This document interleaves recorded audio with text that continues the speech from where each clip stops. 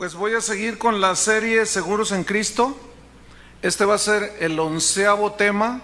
Si usted no ha escuchado los temas anteriores, pues le sugerimos que lo haga porque ya vamos en el 11 y si usted no está más o menos informado de qué es lo que hemos hablado anteriormente, pues le va a caer así como que, ¿qué está diciendo el pastor?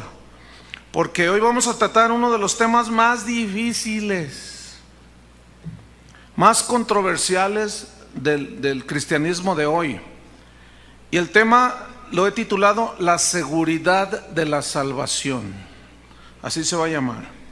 Y vamos a estudiar, dije, uno de las doctrinas más controversiales que hay.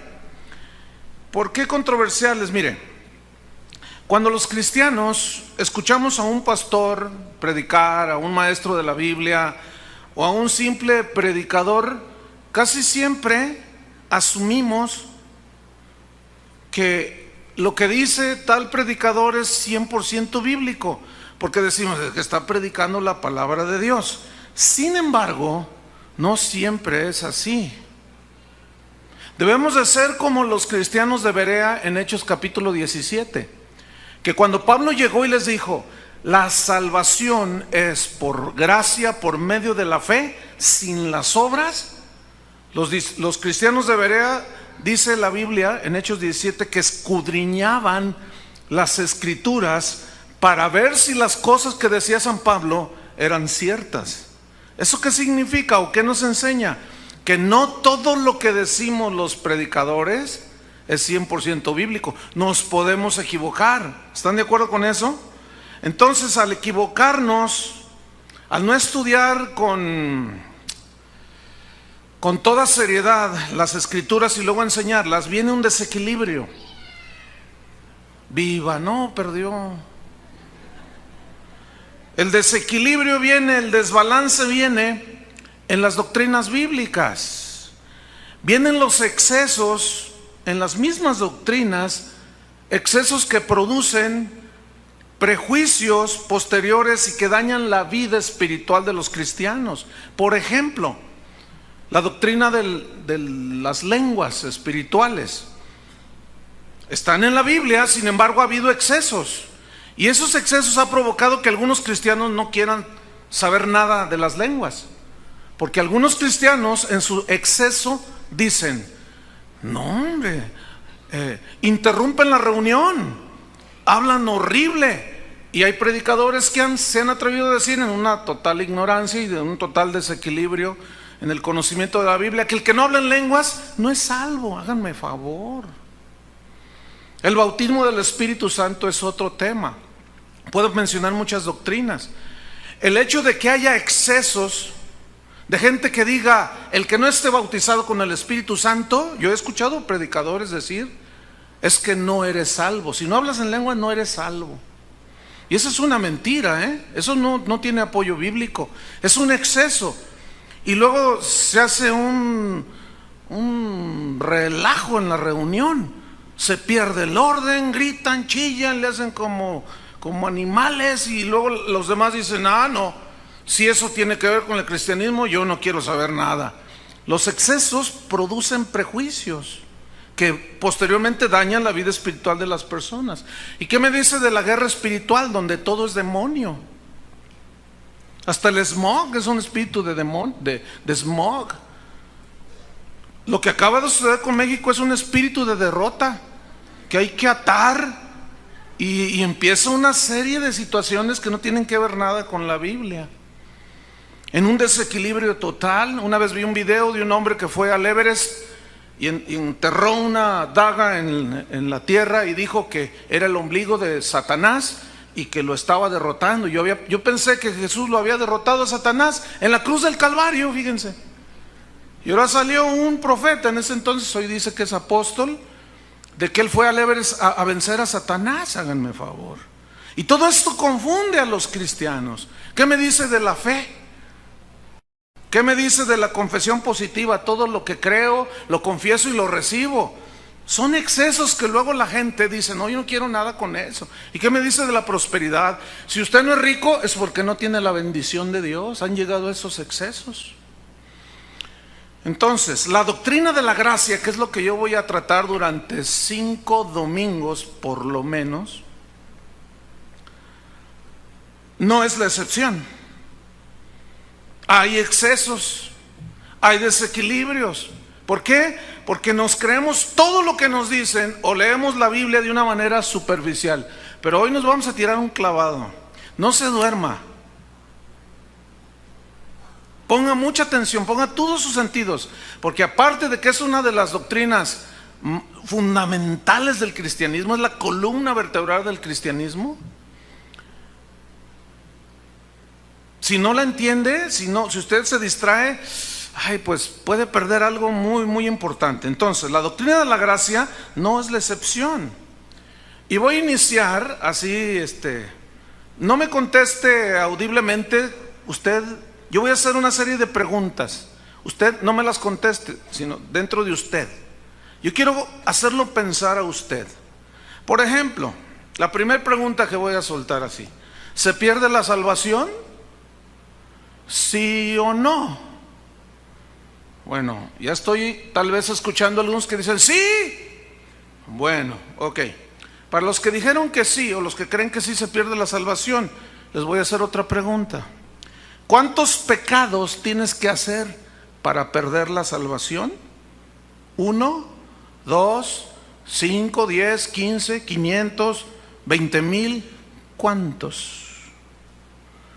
Otra pregunta para los que creen que la salvación se pierde. ¿Cómo obtenemos la salvación? ¿Por obras o por fe? Ahora sí respóndanme. ¿Por fe? Según Efesios 2, 8 y 9. Que somos salvos por gracia sois salvos por medio de la fe. Y esto no es de vosotros, sino es un don de Dios, no por obras, para que nadie se gloríe. Entonces, si obtenemos la salvación por fe, hago otra pregunta: ¿la vamos a poder preservar o guardar por obras? Bueno, piensen ustedes. Si no pudimos obtener la salvación por buenas obras, ¿podría alguien preservarla por buenas obras? A ver, ahí va otra vez. Si la salvación que hoy tienes no la pudiste ganar por medio de las obras, sino por fe, una vez que la tienes, ¿la puedes conservar por las buenas obras? Bueno, piensen. Entonces, para los que dicen que sí se pierde la salvación, yo les hago una pregunta: ¿cuáles obras buenas debo hacer para no perder mi salvación? Entonces me van a responder: pues tales, tales y tales. Entonces yo les digo: ¿y si fallo en una de esas tales, tales y tales y pierdo mi salvación? Pues sí, van a decir. Entonces yo les pregunto: ¿y si me arrepiento? ¿Qué? ¿Vuelvo a nacer de nuevo? Piensen. O sea, perdí mi salvación porque cometí 50 pecados, de los feotes así, feos, horribles. Aparte de haber perdido con Argentina, que ya es un pecado de por sí. Cometo todos los pecados, pierdo mi salvación, ya la perdí. Ok, la perdí. Pero luego me arrepiento. Pregunto: ¿vuelvo a nacer otra vez? Piensen. Entonces, yo pregunto otra vez: ¿cuántas veces puedo nacer de nuevo?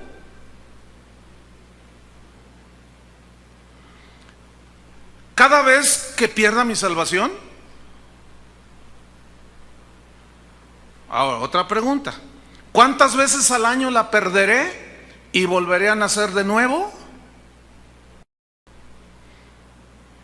Yo los quiero hacer pensar. Y algunos ya están. Yo sé que, mire, todas sus dudas no se le van a despejar en esta enseñanza. Va a tener que venir a por lo menos los 5 domingos siguientes, con una que otra pausa. Porque no puedo dar toda la enseñanza en una sola al respecto. Entonces, ¿cuántas veces al año perderé mi salvación cada vez que peque, y si me arrepiento, ¿cuántas veces tengo que volver a nacer?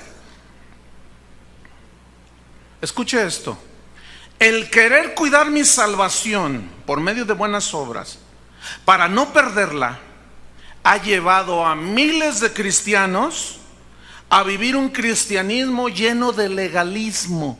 ¿Qué es el legalismo? Un montón de reglas y añadiduras que hacemos para completar la obra de la salvación que Cristo hizo en la cruz del Calvario. Es decir, fe más bautismo, fe más circuncisión, fe más los santos, fe más hice de rodillas a Zapopan, fe más.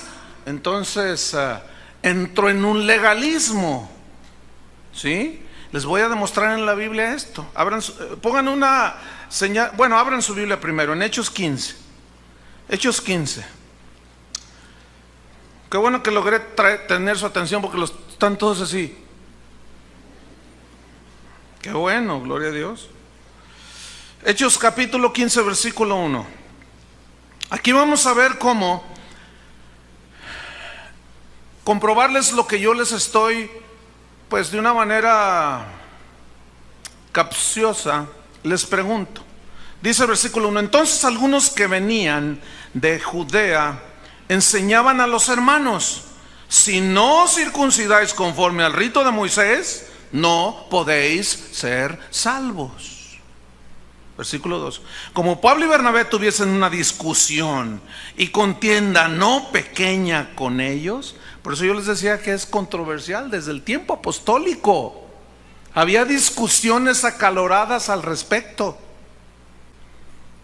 que yo apelo a su madurez para que esto no vaya a causar un problema mayor. Pero escuche con atención. Hubo una discusión y una contienda no pequeña con ellos. Se dispuso que subiesen Pablo y Bernabé a Jerusalén, y algunos otros de ellos a los apóstoles y a los ancianos, para tratar esta cuestión. Fíjese qué importante era. Ellos pues, habiendo sido encaminados por la iglesia, pasaron por Fenicia y Samaria, contando la conversión de los gentiles. Gentiles, ¿quiénes son los gentiles? Los no judíos. Ellos no tenían ley, acuérdese. La ley solamente era para los judíos. Ok. Y causaban gran gozo a todos los hermanos. Y llegados a Jerusalén fueron recibidos por la iglesia y los apóstoles y los ancianos, y refirieron todas las cosas que Dios había hecho con ellos. Pero algunos de la secta de los fariseos, que era un grupo dentro del judaísmo muy religioso, recalcitrante, que ellos estaban totalmente convencidos que la salvación no solo era por fe, sino que había que hacer rituales y cosas buenas. Esta secta dice: algunos de estos que habían creído en Cristo, fíjese, se levantaron diciendo: no, momento, es necesario circuncidarse y mandarles a los gentiles que guarden la ley de Moisés. Se empieza a poner bueno aquí. Versículo 6: y se reunieron los apóstoles y los ancianos para conocer de este asunto, y después de mucha discusión, fíjese, Pedro se levantó y les dijo: varones hermanos, vosotros sabéis, como ya hace algún tiempo que Dios escogió, que los gentiles oyesen por mi boca la palabra del evangelio y creyesen. Y Dios, que conoce los corazones, les dio testimonio dándoles el Espíritu Santo, lo mismo que a nosotros, porque habían sido llenos del Espíritu y habían hablado en lenguas los gentiles. Versículo 19: y ninguna diferencia hizo Dios entre nosotros y ellos, purificando por la fe sus corazones de ellos, los gentiles. 10: ahora pues, fíjate lo que dice Pedro, ¿por qué tentáis a Dios, oh fariseos? Legalistas, no han entendido, han creído en Cristo pero quieren añadirle. ¿Por qué tentáis a Dios poniendo, escuchen, sobre la cerviz o sobre el cuello de los discípulos un yugo, refiriéndose a la ley, rituales, que ni nuestros padres ni nosotros hemos podido llevar? Ciertamente, dice, Ni nuestros padres ni nosotros hemos podido llevar. Antes creemos, escuchen, que por la gracia del Señor Jesús seremos salvos de igual modo que ellos. ¿Están entendiendo? Ok, otra vez voy a hacer la pregunta. ¿Se pierde la salvación?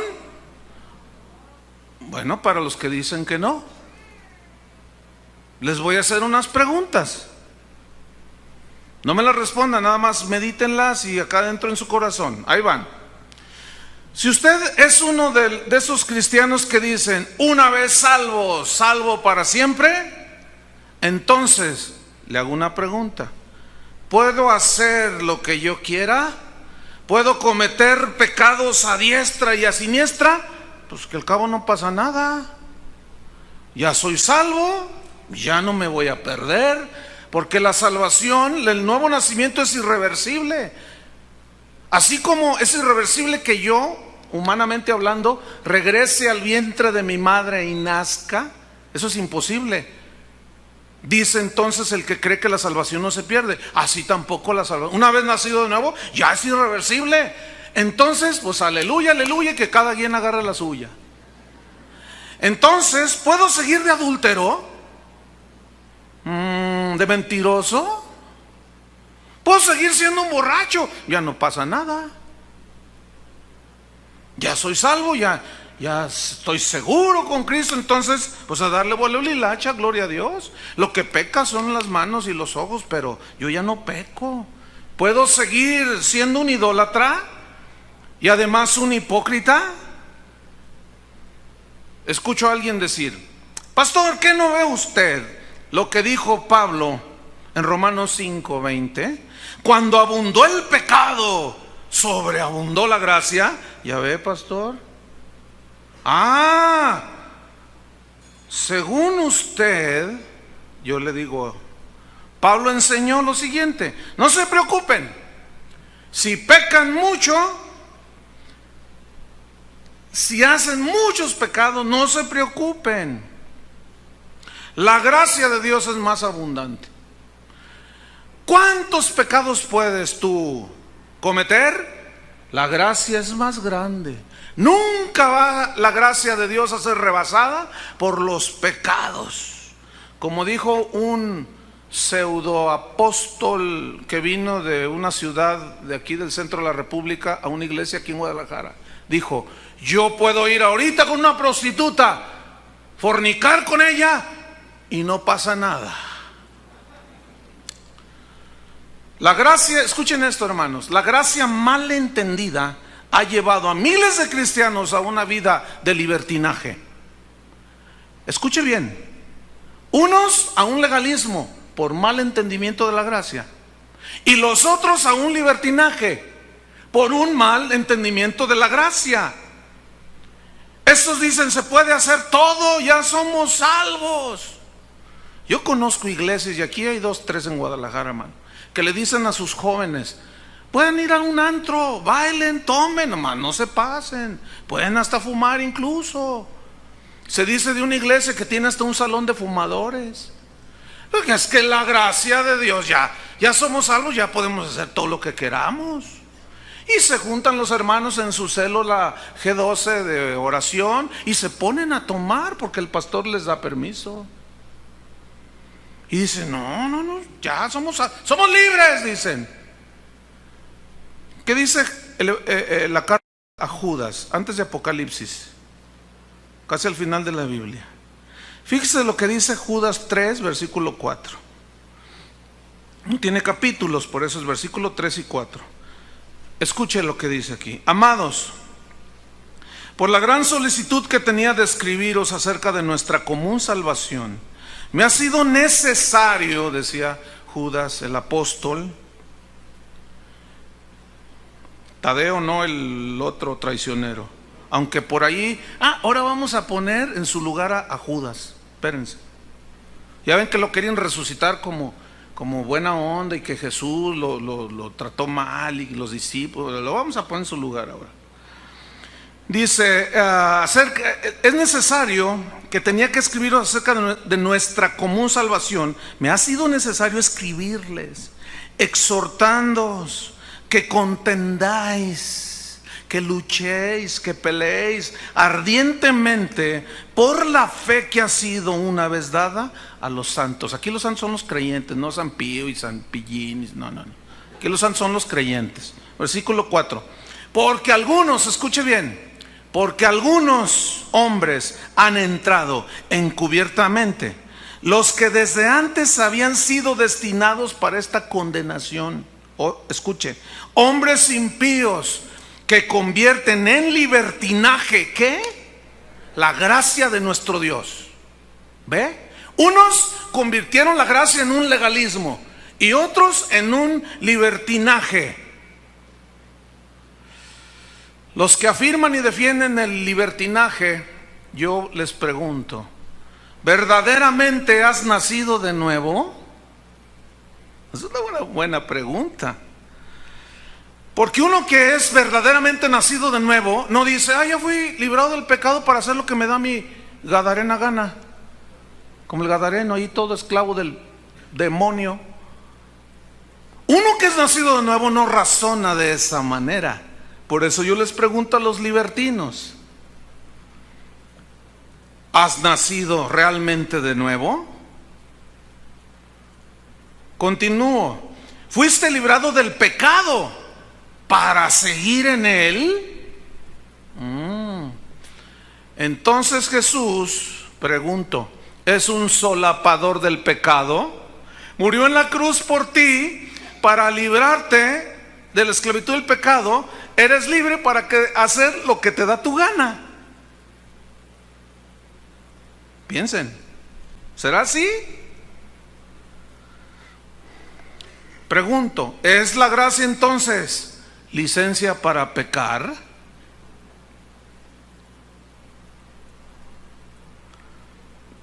Pregunto, ¿puede un nacido de nuevo pensar que no pasa nada cuando sigue viviendo la vida de pecado? ¿Y dónde deja Primera de Juan capítulo 3? Ahí donde se quedó en Judas. Está Tercera de Juan, Segunda y Primera. ¿Y dónde dejó Primera de Juan capítulo 3 versículo 5? Escuchen los libertinos. Y sabéis que el Cristo apareció para quitar nuestros pecados, y no hay pecado en él. Todo aquel que permanece en él no peca. Todo aquel que peca no le ha visto ni le ha conocido. Hijitos, nadie os engañe. El que hace justicia es justo como él es justo. El que practica el pecado es del diablo. ¿Y dónde quedó la gracia? Y a toda costa los libertinos quieren justificar su doble vida.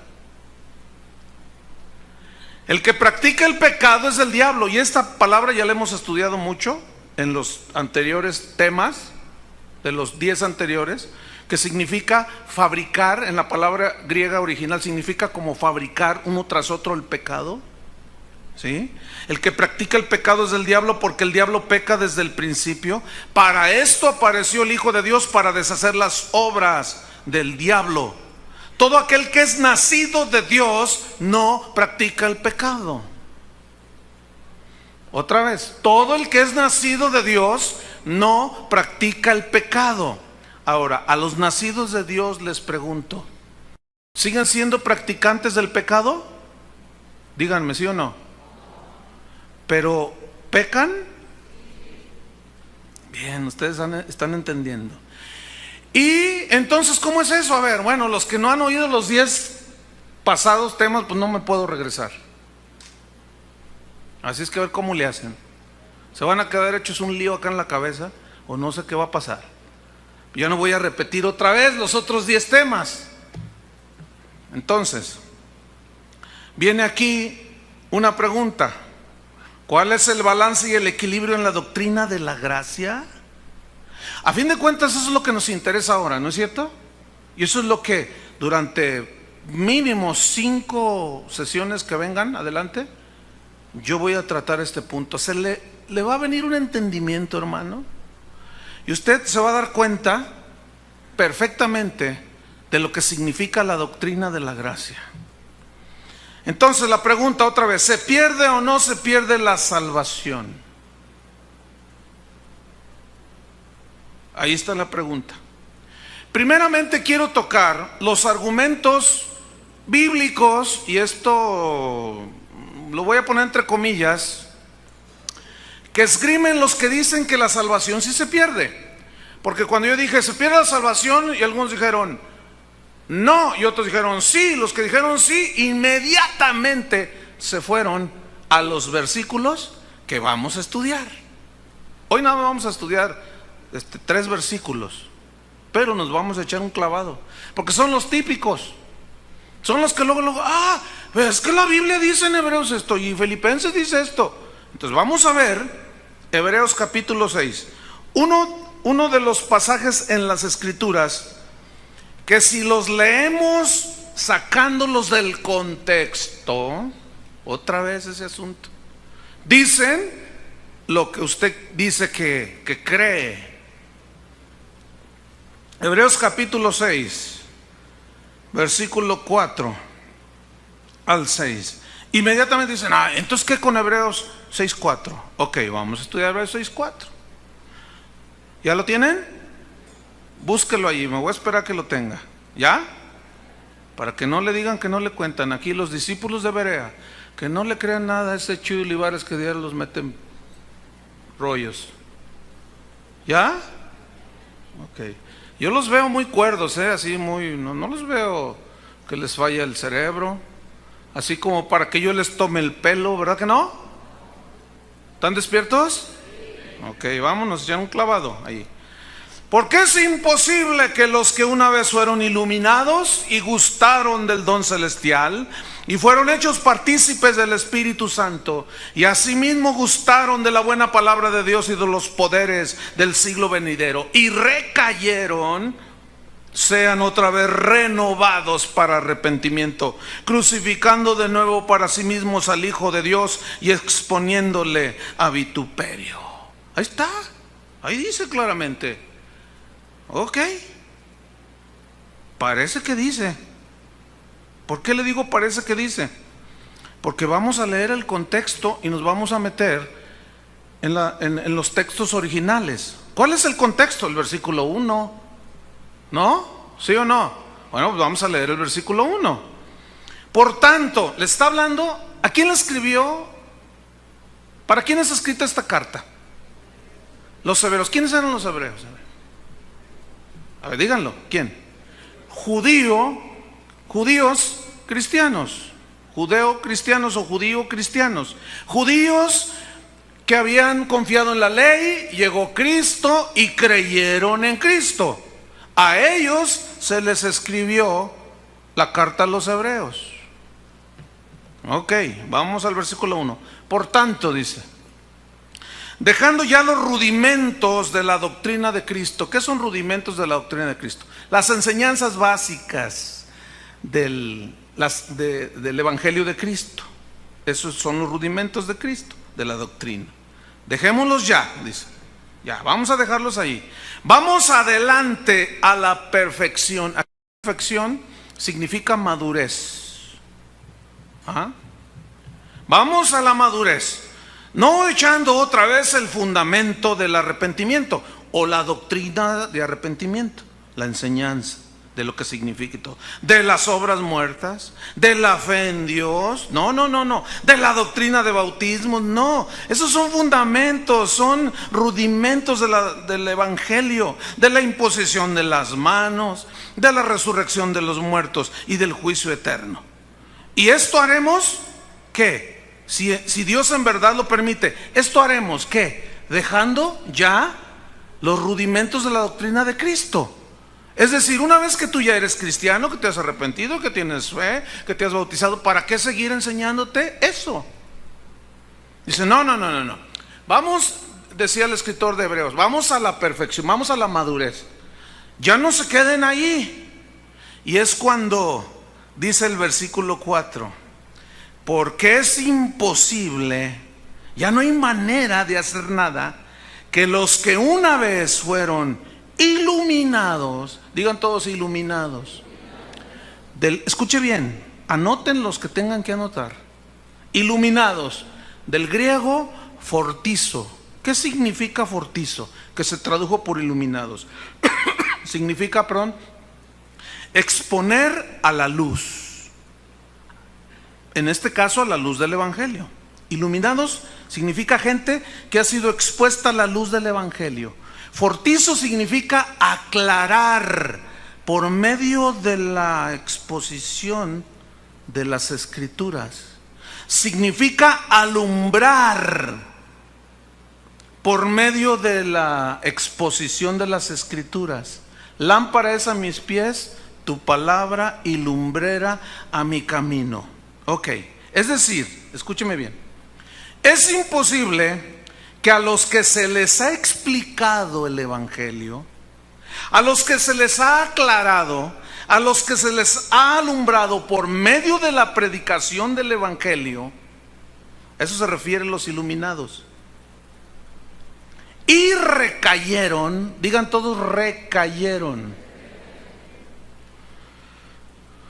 Fíjese, aquí vamos a notar varias cosas. Número 1, que iluminados, fortizo, no significa salvados. ¿No? Ahorita lo voy a aclarar más. Por ejemplo, ¿qué estoy haciendo yo ahorita en este momento? A través de las Escrituras. ¿Ah? Le estoy aclarando. Le estoy exponiendo a la luz del Evangelio. Ahora, ¿eso significa que al ser iluminados ya son salvos automáticamente? No. Entonces, escuchen, fortizo no implica salvación. En primer lugar, otro ejemplo para ilustrar esto: Judas fue iluminado, fue expuesto a la enseñanza de Jesús, pero nunca nació de nuevo. ¿Están conmigo? Entonces, iluminados no implica que nacieron de nuevo. Número 1. Número 2, estamos ahí en Hebreos, versículo 4. Es imposible que los que una vez fueron expuestos a la iluminación de la palabra, al aclaramiento por medio del Evangelio, y gustaron del don celestial. Digan todos gustaron. Gustaron. ¿Qué es gustaron? Del griego geuomai. Geuomai, que significa probar. Probar. Significa saborear. También significa experimentar en carne propia. Ahora, escuchen bien. Geuomai, gustar, probar, saborear, experimentar, tampoco implica salvación ni nuevo nacimiento. Un ejemplo o dos ejemplos en la Biblia. ¿Se acuerda de los 10 leprosos que llegaron ante Jesús? Y de lejos le dijeron: Señor, ¿qué quiere? Que seamos sanos de la lepra. Bueno, vayan y preséntense al sacerdote. Y mientras iban, los 10 fueron limpios de la lepra, sanados, experimentaron sanidad, experimentaron algo milagroso. Pero solo uno llegó con Jesús y le dijo: Señor, y cuando lo vio se postró. Y Jesús le dijo: ¿dónde están los otros 9? ¿Qué no eran 10? Dice: pues no sé, pero yo aquí estoy, Señor. Dice: tu fe te ha salvado. Gustar no implica salvación. ¿Estamos o no estamos? Judas gustó de la última cena. ¿Sí o no? Él probó. Él mismo fue enviado con los otros 11 discípulos. Después con 70 discípulos. Y él vio, gustó, probó y experimentó el don celestial. ¿Qué es el don celestial? El poder de Dios, hermanos. Pero Judas nunca fue salvo. 9 leprosos nunca fueron salvos. Es como esto, hermano. Usted ahorita en este momento puede gustar de un milagro, puede gustar de la presencia de Dios y no ser salvo. ¿Sí o no? Entonces, gustaron del don celestial no significa salvación. Se está aclarando, ¿verdad? ¿Qué más? Estoy en Hebreos 6, versículo 4. Es imposible que los que una vez fueron iluminados y gustaron del don celestial y fueron hechos partícipes del Espíritu Santo. El problema, ¿saben cuál es? De traducción, no de origen, no de escritos originales. El problema no es, repito, de escritos originales. El problema es de ¿qué? De traducción. Porque el idioma español y el inglés son muy limitados en comparación al griego. Le tuvieron que haber puesto algo allí. Y como es limitado nuestro idioma, en este caso español, le pusieron partícipes del Espíritu Santo. Y nosotros implicamos que fueron salvos. Pero no, fíjese. ¿Qué significa partícipes? Que fueron partícipes del Espíritu Santo. Digan todos partícipes. Del griego, metojos. Sí, como manojos, pero no son. Metojos. ¿Qué significa metojos, que se tradujo por partícipes? Significa, escuchen, participar en algo, en un evento, en una reunión.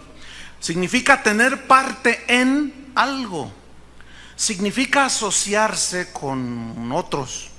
Significa estar en compañía de otras personas. Por ejemplo, en esta reunión en la que estamos ahorita, todos participaron de la alabanza. ¿Sí o no? Porque estaban aquí. Aunque no hayas levantado las manos, el hecho de haber estado aquí, tú participaste. Estás en un grupo asociado que tenía un fin, alabar a Dios. Entonces tú has sido hecho participante. Tú hoy en este momento tienes parte en esta reunión. Estás participando. Todos ustedes me están escuchando a mí y están participando de la predicación. ¿Pero todos creen? No. ¿Son todos salvos? ¿Ah? ¿Nada más por haber participado? No. Métase una cochera a ver si se hace carro. Muchos creen que con venir y participar ya son salvos. No. No. Never de limón. Entonces viene una pregunta aquí. Incluso usted puede participar de un milagro, nunca se me olvida, una vez unos hermanos vinieron y lloraron y dijeron: a ver, ¿quién necesita ver un milagro? Y uno, venga, aquí enfrente. Y estaban ahí, aquí al frente. Y oraron por una persona que tenía un pie más corto que el otro. Así estaba.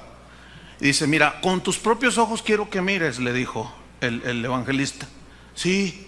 Y no era uno, eran como 10 así alrededor. Lástima que en ese entonces no había cámaras que pudieran, para que todos miraran en la pantalla. Y estaba así, mire, de disparejo. Dijo: Señor, sana su pie más corto. Y literalmente yo lo vi. Creció el pie y se puso a la par del otro pie. Y todos, ¡ah! Escúchame bien. Participaron. Pero cuando se les dijo a ellos: ¿quieren recibir a Cristo? 5 no quisieron. Entonces, escúcheme bien. Usted puede ir a una campaña y participar de milagros, de la alabanza, de todo. Pero ser partícipes del Espíritu Santo no implica salvación. Implica que usted estuvo ahí. Pero la palabra griega jamás implica salvación. Entonces no están hablando estos textos de que la salvación se pierde.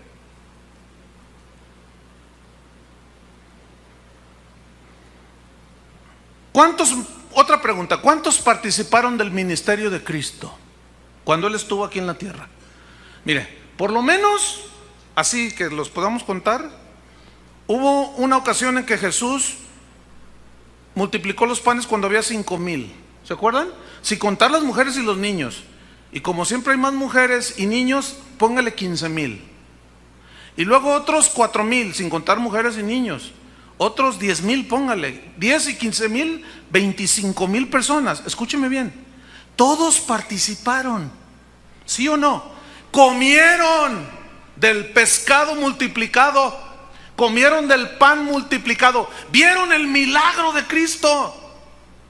Pregunta, ¿todos se salvaron? No.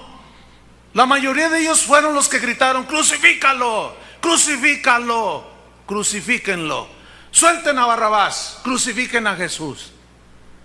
El hecho de participar no lo hace salvo automático. ¿Está usted entendiendo? Porque muchos piensan que, pues yo estuve ahí. ¿Y? Usted participó. Pero ¿dónde? Mire, yo sé, mientras yo estoy hablando, ¿quién sabe dónde estará su mente ahorita? En la derrota de México. Pero fue honrosa. Jugamos bien. ¿Dónde está su mente ahorita? Está aquí, pero vamos otra vez a Hebreos 6. Porque es imposible que los que una vez fueron iluminados y gustaron del don celestial y fueron hechos partícipes del Espíritu Santo, y asimismo gustaron de la buena palabra de Dios. Otra vez gustaron, es geumai. Probaron, saborearon, experimentaron ¿qué? La buena palabra de Dios. Participaron como usted está gustando ahorita. Me estoy explicando. Como usted está participando ahorita. Pero eso no garantiza salvación, porque no está hablando de salvación. ¿Estamos? Ok, vamos bien. Versículo 5, la segunda parte del versículo. Asimismo gustaron de la buena palabra de Dios y de los poderes del siglo venidero. Digan todos poderes. Fíjese, gustaron de la buena palabra de Dios, de la exposición de la palabra de Dios. Participaron, vieron milagros y a lo mejor hasta fueron sanados. ¿Sí? Y ellos gustaron de los poderes. Esta palabra poderes viene del griego dunamis, que significa poder milagroso. Dunamis, poderes del siglo venidero, también significa experimentar milagros. ¿Cuánta gente ha experimentado milagros y no han sido salvos? Un montón. ¿Sí o no? ¿Estamos entendiendo? Algunos están así que no saben ni qué rollo, pero pues no puedo hacer nada, porque necesitan haber escuchado las 11 anteriores para llegar hasta donde estamos llegando ahora. Fíjense dónde empezamos: salvos por fe, nuevo nacimiento, ¿se acuerda? Entonces,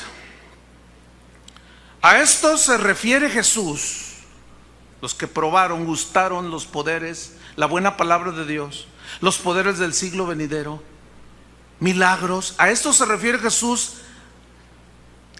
Se refiere Jesús a aquellos a quienes les dijo: aquellos que hicieron milagros, aquellos que hicieron sanidades y aún exorcismos en su nombre. ¿Se acuerda que les dijo: nunca los conocí? A eso se refiere estos. Gustaron, probaron. Es más, hasta dijeron: híjole, pues esto está tremendo. En el nombre de Jesús es sano, y se sanaba la gente. Señor, Señor, en aquel día dijo Jesús, muchos me dirán: Señor, Señor, en tu nombre echamos fuera demonios, sanamos enfermos, pero hicimos esto, aquello, el otro. Y yo les diré: nunca los conocí, apartaos de mí. ¿Por qué dice nunca los conocí? Dice la Biblia que el Señor conoce a los que son suyos. ¿Sabe por qué Jesús dijo: nunca, les diré, nunca los conocí? Porque nunca nacieron de nuevo. porque nunca tuvieron comunión con Cristo, nunca se acercaron al trono de la gracia por medio del arrepentimiento, nunca se convirtieron a Jesucristo. ¿Está entendiendo? Gustaron, probaron, experimentaron el poder de Dios, vieron los milagros de Dios, pero nunca nacieron de nuevo. Nunca se arrepintieron de sus pecados, nunca fueron salvos. Otra vez Judas sale de ejemplo. Les dije que lo íbamos a poner en su lugar. Ahí quiere resucitar con el evangelio de Judas, pues órale. Otra vez Judas estuvo allí, probó, experimentó, vio, pero nunca nació de nuevo. Uno de ustedes me va a traicionar, dijo Jesús. Y los digo, ¿quién soy yo? ¿Quién seré yo? ¿Seré quién? El que meta conmigo el pan en mi plato, el que moje el pan en mi plato, ese va a ser. Y llega el Judas.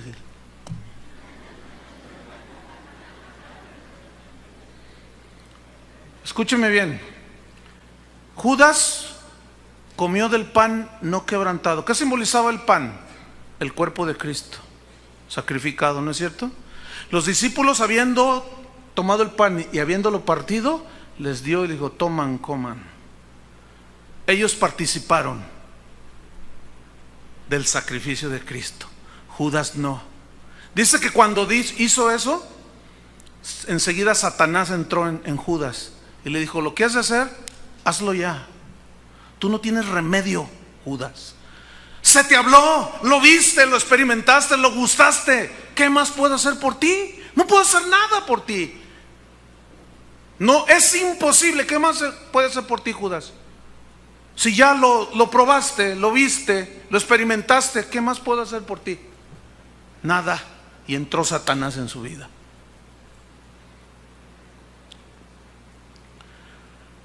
Los que gustaron de la buena palabra de Dios y de los poderes del siglo venidero, versículo 6, y recayeron, digan todos, recayeron, del griego parapipto, así, suena raro, pero así es.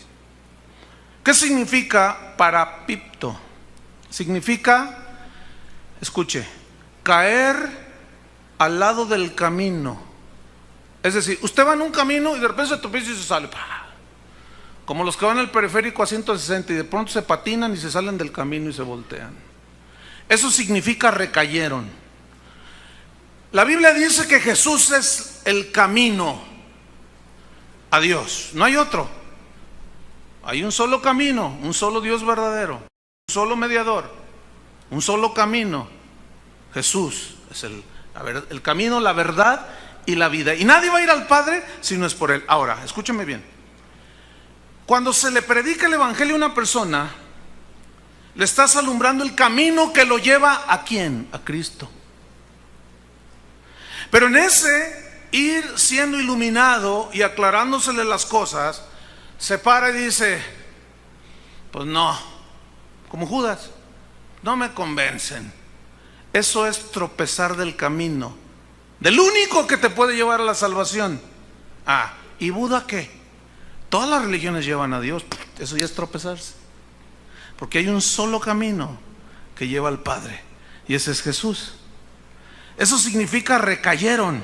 Caer al lado del camino significa apostatar. Apostatar es dejar las enseñanzas. Ahora, escúchenme bien.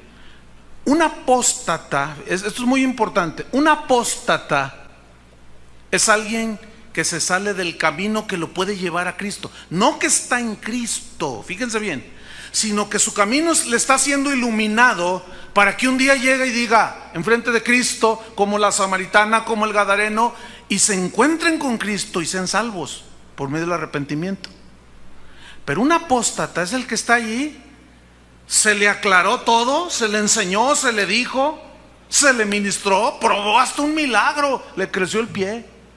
Y aún así dice, yo no quiero nada. Y se va al mundo. Y nosotros nos turbamos y decimos, parecía cristiano, mira cómo anda. No, más bien debería de preguntarse usted, ¿era salvo? Porque un hijo de Dios, escúcheme bien, jamás puede apostatar. Los apóstatas son los que nunca nacieron de nuevo.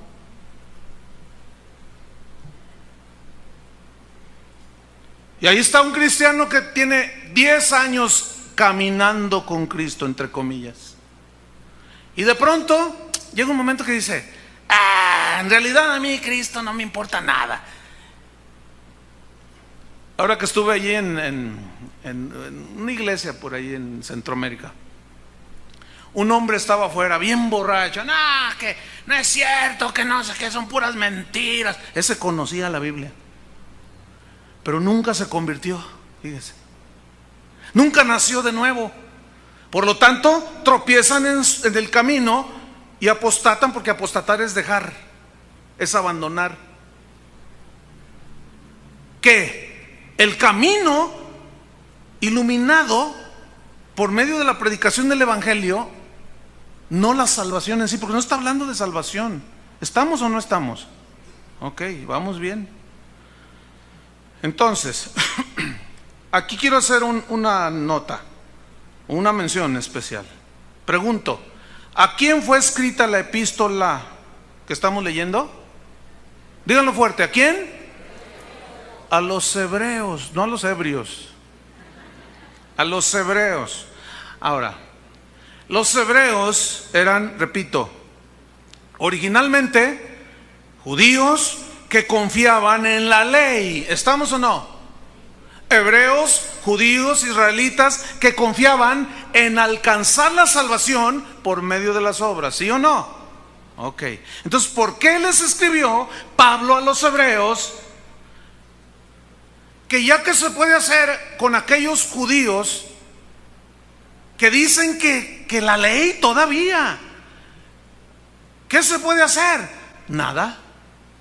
Por eso dice: es imposible que los que una vez fueron iluminados, que ya se les explicó y gustaron de los milagros, todo, ¿qué se puede hacer por ellos si no se deciden por Cristo? Siguen insistiendo en que la ley, la circuncisión, ¿se acuerdan de Hechos 15? ¿Qué se puede hacer por ellos? Nada, ya no se puede hacer nada. Es decir, fíjese, escuche. El escritor de Hebreos está hablando a los que fueron iluminados, a los que participaron, que fueron hebreos, eran judeo-cristianos o cristianos, que probaron, pero, escúcheme bien, finalmente decidieron confiar en las buenas obras.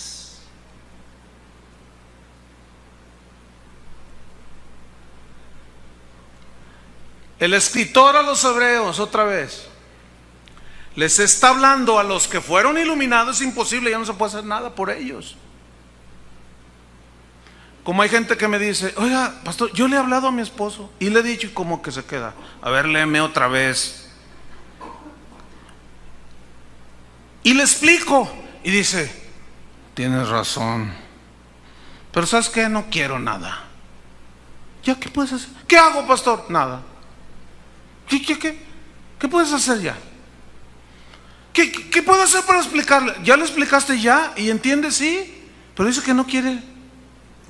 ¿Qué puedes hacer? Nada. A eso se escribió esos textos. Nunca fueron salvos. Entonces, ¿cómo van a perder la salvación? Si ni siquiera fueron salvos. Entonces les está hablando a los que decidieron, al fin de cuentas, confiar en sus buenas obras, en las exigencias de la ley y no en la gracia de Dios. ¿Se acuerdan de Hechos 15? No, es necesario que también se circunciden, que guarden la ley. No, y se juntan los apóstoles y dicen: no, a ver, y empieza una discusión bien tremenda. A ver, no, es que Dios nos dio la ley y nosotros, y los ritos que, a ver, y ponernos las campanitas y quitarnos y no sé qué, y ponernos así y hacer tanto rito y medio, y eso qué, a ver, ya no tiene validez. Y los discípulos: no, ¿cómo no?, decían los fariseos. Pero ellos también hablaron en lenguas y recibieron el Espíritu Santo. No, pero hay que obligarlos a que guarden la ley. Entiendan, decía Pablo, Ni nosotros, ni nuestros padres, ni nosotros pudimos llevar ese yugo. ¿Y se los vamos a poner a los gentiles? No, hombre. Antes sabemos que por la gracia de nuestro Señor Jesucristo seremos salvos lo mismo que ellos. ¿Ven? Vámonos sobre el final. Versículo 6, Hebreos 6:6. Y recayeron, o sea, tropezaron, sean otra vez renovados para arrepentimiento. Digan todos renovados. Renovados para arrepentimiento. Del griego anakainizo, que significa, anakainizo es una palabra que implica repetición. Significa restaurar o sea, mejorar cada vez más, ¿sí? Implica, repito, una repetición. Otra vez sean renovados, otra vez, dice, ¿no? Fíjense, un ejemplo en Colosenses 3:10, no lo busquen. Dice allí Pablo, refiriéndose al hombre exterior que se va desgastando, pero luego habla del hombre interior que se va renovando día tras día, y es la misma palabra, anakainizo. O sea, que se va renovando, no nace de nuevo cada rato, No. Se nace una sola vez de nuevo, ¿estamos? Pero renovando, ¿sí? Es una transformación constante de la forma de pensar. Entonces dice, los que recayeron ya de la iluminación y de la explicación del Evangelio, es imposible que otra vez sean renovados. O sea, otra vez, ¿cómo? Pues ni siquiera se han convertido. ¿Cómo? Esto es ilógico totalmente. Entonces, renovados, anakainizo, otra vez, no significa nuevo nacimiento. Porque renacer es anagenao, y es otra palabra muy distinta, que significa nacer de Dios, nacer de nuevo. Y este es anakainizo. O sea, tú hoy, por medio de esta predicación, se está renovando tu hombre interior. ¿Me explico? Se está renovando, y mañana tiene que renovarse más y renovarse y renovarse. Es decir, es algo repetitivo, pero nunca implica nacimiento de nuevo. Es decir, me voy sobre el final. Escuchen bien, ante las evidencias de que gustaron, de que probaron, de que experimentaron, fíjense, ante las evidencias palpables de todos estos, que gustaron, experimentaron, probaron, y aún así no se convirtieron a Cristo, viene una pregunta: entonces, ¿cómo pueden ser convencidos de que solo Cristo los salva? ¿Cómo? ¿Ya?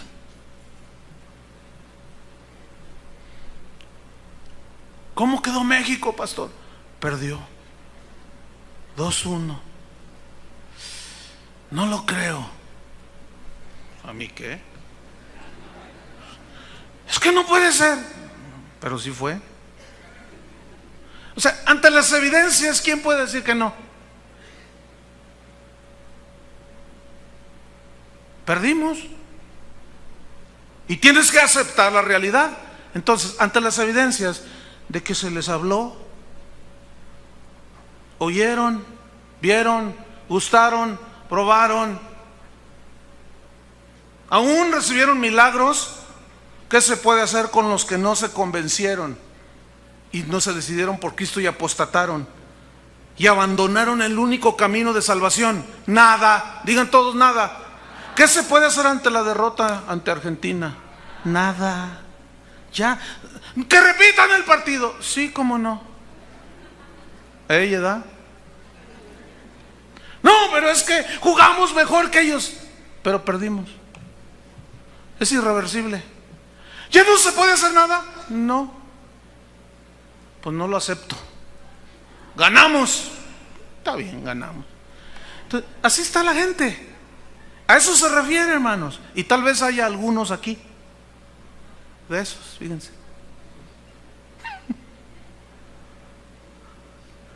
que vienen y piensan que nada más por venir ya están bien con Dios. Never de limón otra vez. Tienes que nacer de nuevo. Si no, no puedes ver el reino de Dios, es imposible.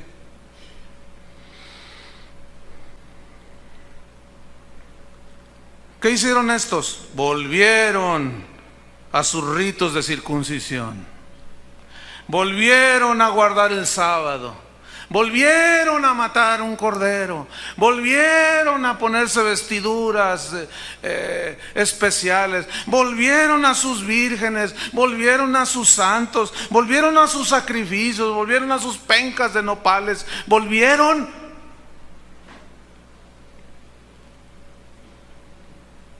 Finalmente en el versículo 6 dice, la última parte del texto: y recayeron, sean otra vez renovados para arrepentimiento, crucificando de nuevo para sí mismos al Hijo de Dios y exponiéndole a vituperio. Crucificando de nuevo, crucificando, anastauro del griego, significa volver a sacrificar. O sea, eso que hizo en la cruz, no fue suficiente.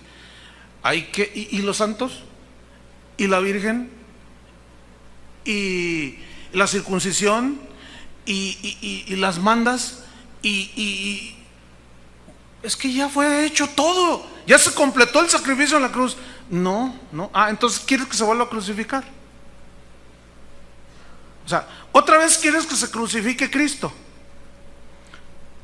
Porque ni los santos, ni las vírgenes, ni ningún sacrificio jamás podrá hacer lo que Cristo hizo. ¿Quién fue el que murió en la cruz? El Hijo de Dios. Ningún hombre, ninguna mujer. Crucificando otra vez a Cristo. Si no te son suficientes todas las pruebas a las que te has expuesto por medio del Evangelio, lo que dice la Biblia, aún tú mismo, acuérdate, oren por mi abuelita que se está muriendo, y oramos, hicimos una petición allí, y tú misma dijiste, voy a, si la sana, ahora sí, voy y públicamente les digo, Cristo está vivo, y sanó a tu abuela, acuérdate. Y una vez que la sanó, dijiste, sí, pero no.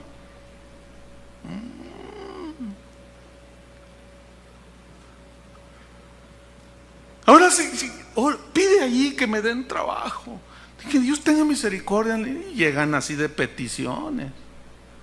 Y bueno, pues nosotros oramos. ¿Qué más podemos hacer? Y llega el milagro. No, se me hace que fue la Virgen, dice. Digo, ¿qué más podemos hacer? A ver, ¿quién resucitó? ¿Quién murió? ¿Quién resucitó? ¿Quién fue llevado al cielo por los ángeles? ¿Quién vendrá por segunda vez? Digo, ¿qué más te puedo decir? Ya, ahí está. No hay nada que hacer. Si no te son pues suficientes todas las pruebas y la claridad de las cosas que tú ya has experimentado, que fue lo que les pasó a los hebreos, pregunto, ¿cuántas veces entonces hay que sacrificar a Cristo a tu favor? ¿Cuántas veces? Para que entonces tú puedas ser salvo. ¿Cuántas veces? ¿Y dejes de confiar en tus buenas obras? ¿Cuántas veces se tiene que? Terminamos leyendo Hebreos 7. En el capítulo que sigue luego, versículo 26. ¿Cuántas veces pues tiene que morir Cristo? 26 y 27, 7:26. Porque tal sumo sacerdote nos convenía, sumo pontífice dicen algunas versiones, santo, inocente, refiriéndose a Cristo, por supuesto, hombre, no está refiriendo a nadie. Tal sumo sacerdote nos convenía, santo, inocente, sin mancha, apartado de los pecadores y hecho más sublimes que los cielos, que no tiene necesidad cada día, como aquellos sumos sacerdotes, de ofrecer primeramente sacrificios por sus propios pecados y luego por los del pueblo, porque esto lo hizo una vez para siempre, ofreciéndose a sí mismo. ¿Cuántas veces? Una. Capítulo 9 de Hebreos. Seguimos en el mismo contexto, 9:12. Vamos desde el 11. Pero estando ya presente Cristo, sumo sacerdote. Ahí está para los que dicen, no, se refiere al 16. No. Dice, pero estando ya presente Cristo, sumo sacerdote de los bienes venideros, por el más amplio y más perfecto tabernáculo, no hecho de manos, es decir, no de esta creación, y no por sangre de machos cabríos ni de becerros, sino por su propia sangre, entró una vez para siempre en el lugar santísimo, habiendo obtenido para nosotros, ¿qué? Eterna redención. ¿Qué es eterna? Para siempre. Obtuvo para el que cree eterna redención. Versículo 28, 9:28. Así también Cristo fue ofrecido una sola vez para llevar los pecados de muchos, y aparecerá por segunda vez sin relación con el pecado para salvar a los que le esperan. ¿Cuántas veces fue ofrecido? Una sola vez. Y finalmente, Hebreos 10. Estamos en la misma epístola, en el mismo contexto. Versículo 10, 10 dice, en esa voluntad somos santificados mediante la ofrenda del cuerpo de Jesucristo, hecha una vez para siempre. Versículo 14, porque con una sola ofrenda, hizo perfectos para siempre, ¿a quiénes? A los santificados. ¿Quiénes son los santificados? Los que han creído. ¿Por qué santificados? Porque al creer que Cristo murió, su sangre nos limpia de todo pecado. Y obtenemos por fe un regalo de Dios, eterna salvación. Conclusión. Estos escritos que acabamos de estudiar fueron escritos, ahí redundé un poco, a los judíos cristianos, a hebreos que habían creído en Cristo, fíjense, pero no lograron, habían creído en Cristo, así, de iluminarse y de haber, no fueron salvos, creyeron, porque acuérdense que también el diablo cree, pero no tiene la fe que salva, ¿sí? Y esa es la fe de los demonios, que tienen muchos. Tú pregúntale al borracho de allá de la esquina, ¿crees en Dios? Claro, pues que pues el de arriba es el mero mero, dice. Con ese yo, mis respetos, vale. ¿A poco no? Dile a los narcos, hasta santo tenemos, ¿cómo no voy a creer en Dios? Dicen. Pero ese creer, ¿es la fe que salva? Estos judíos cristianos hebreos habían creído en Cristo, pero nunca llegaron al nuevo nacimiento, porque ellos no lograron convencerse, ni lograron, o mejor dicho, no decidieron finalmente entregar su vida a Cristo y creer que el sacrificio de Cristo era suficiente para perdonar sus pecados. Ellos siguieron confiando en lo inútil de las obras de la ley para obtener su salvación, la cual obtenemos nosotros solo por gracia, solo por fe. Es una salvación gratuita. Termino haciendo una paráfrasis. Una paráfrasis son palabras, son sinónimas, son distintas pero que cobran significado. Eso es una paráfrasis, ¿sí? Es algo que va junto al escrito que acabamos de leer. Conforme a lo que hemos estudiado del original, se lee así. Pongan atención, es lo último que voy a hacer. Ahí va. Dejemos desde Hebreos 6:1 hasta el 6. Dejemos ya la enseñanza fundamental del mensaje de Cristo. Ya. Vamos hacia la madurez. Vamos hacia el crecimiento, hermanos hebreos. Sin embargo, si esos rudimentos del cristianismo no los han hecho decidirse por Cristo, ¿ya qué se puede hacer por ustedes?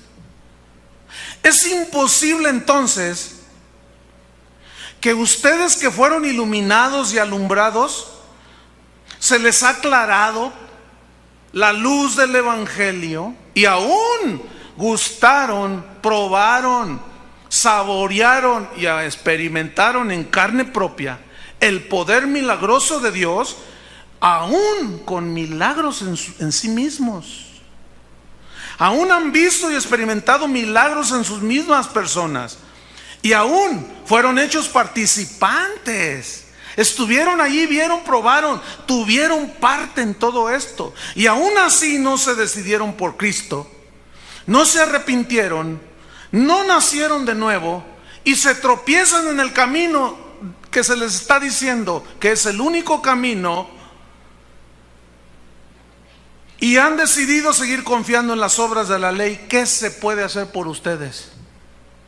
Lamento decirles que nada. Si todo fue inútil, ¿qué más les podemos explicar si no creen? ¿Cuántas veces tiene que ser crucificado Cristo por vosotros? ¿3, 5, 10, 100 veces? ¿Todos los días? ¿Usted sabe lo que es la misa? ¿Qué es la misa? ¿Ve? ¿Ves? Sacrificar a Cristo otra vez. Otra vez. Hágame favor, hermano. Si no les basta el sacrificio de Cristo hecho una sola vez, no hay nada que hacer. No quisieron creer en este sacrificio, no hay otra manera de ser salvos. Entonces, estos hebreos, si nunca fueron salvos, a los que se les escribió esto, ¿cómo es que iban a perder su salvación? Terminamos con esta pregunta. ¿Esos versículos que leímos hablan de que la salvación se pierde? Díganlo, ¿sí o no? No. Aquí nos vamos a quedar, porque porque algunos están, y Filipenses 2, tranquilos, todo lo vamos a estudiar, porque no tiene pierde, hermanos. Y ustedes mismos pueden agarrar su Biblia, agarren su diccionario de griego y de hebreo. A ver si ese pastor ya nos está diciendo que usted haga su inversión, compre sus libritos buenos, diccionarios, no comentarios, diccionarios, es diferente. Y usted mismo busque las palabras, a ver, recayeron, porque el pastor me cae gordo, recayeron, a ver, recayeron. Entonces el texto recayeron, si dice así, pues ¿qué quería que dijera? ¿Usted cree que le voy a echar mentiras? Pues véalo por sus propios ojos. Porque yo sé que hay muchos textos como aquel que dijo Jesús, y el que persevere hasta el fin, ese será salvo. Eso, así nada más el versículo, así como que persevere, entonces será salvo. ¿Que ya no eres salvo?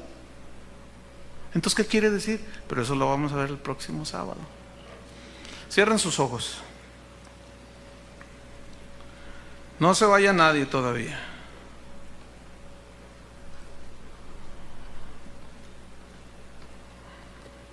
Espérense 5 minutos. Porque es posible que aquí haya gente que ha sido iluminada, han participado, han gustado, y dicen, qué bonito es. Y hasta le hablan a otros y dicen, te invito a casa de oración. Vieras qué bonito es. Ay, se siente aquí adentro. Y hasta Dios me hizo un milagro. Pero yo te pregunto, ¿has nacido de nuevo? ¿Te has arrepentido de tu vida de pecado? ¿Es Jesús tu único y suficiente Salvador? Yo no sé, pero yo quiero hacer un llamado ahorita. Porque puede haber gente que tiene 10 años, hermanos, y no han sido salvos. En uno de los viajes misioneros que hicieron los estudiantes, un jovencito de aquí del instituto predicó algo como lo que yo acabo de predicar. Y cuando hizo el llamamiento para el que quiere entregarse a Cristo y nacer de nuevo, ¿quién creen que pasó, hermanos? ¿Saben quién pasó?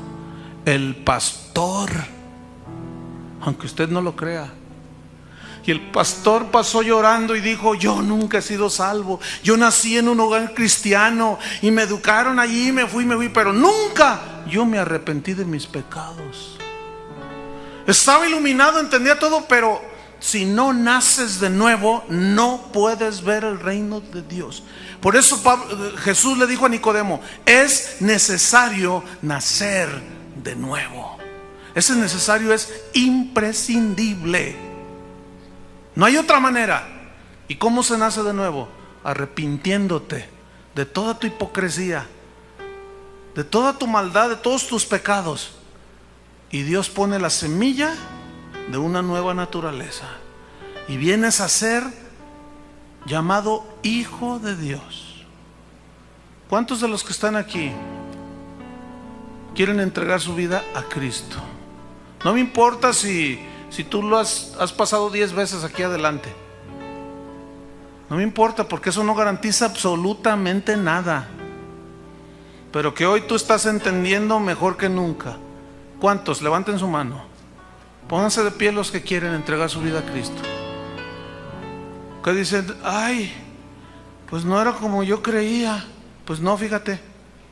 ¿Cómo la ves? Yo les dije al principio, escuchamos predicadores, maestros y uno y otro pseudoapóstol y creemos al 100% lo que dicen. Y nos hacen 2 veces más hijos del infierno que ellos. Porque nunca nos hablaron el evangelio de la verdadera gracia.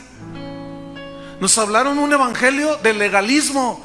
Quítate eso, ponte eso, no te cortes el pelo. O un evangelio de libertinaje. Ah, mira, tú acepta a Cristo, nada pasa. Como el evangelio que ahorita está de moda en los Estados Unidos, hermanos. Un evangelio tan light. Dios te ama y te quiere hacer rico. ¿Quieres que Dios te prospere? Ponte de pie. Y se pone de pie la gente. Repite esta oración: Señor, recíbeme en tu seno, pues ya eres hijo de Dios. ¡Bah! Mentira del diablo. Y están enviando a miles al infierno. Eso es lo que más debe de molestar al Espíritu Santo. Que no se prediquen las cosas como son.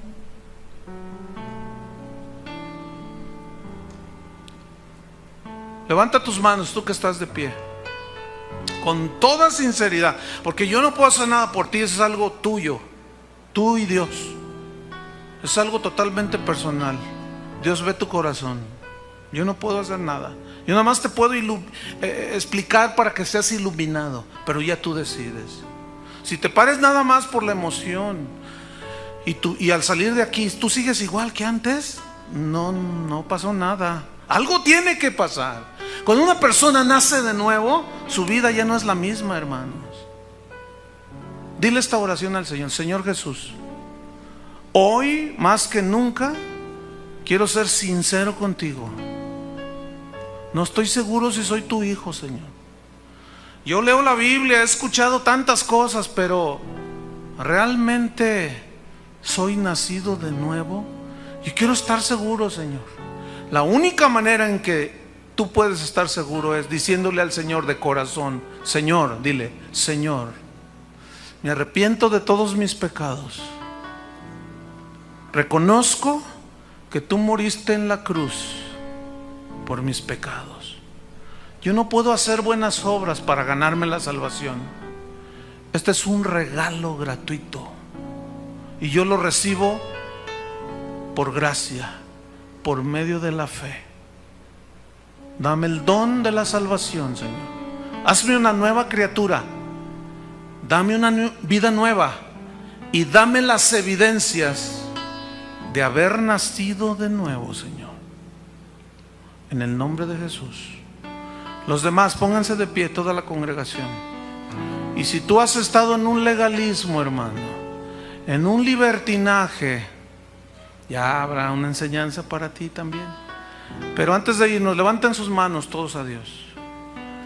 Y todos vamos a repetir esta oración de corazón. Señor, creemos en la gracia de Dios, que consiste en que nos diste gratuitamente la salvación, independientemente de las obras que yo pudo haber hecho, de sacrificios o de rituales muertos, no tienen validez. Y yo en este momento, Señor, confieso que Jesús es el Señor. Amén. Que Dios los bendiga.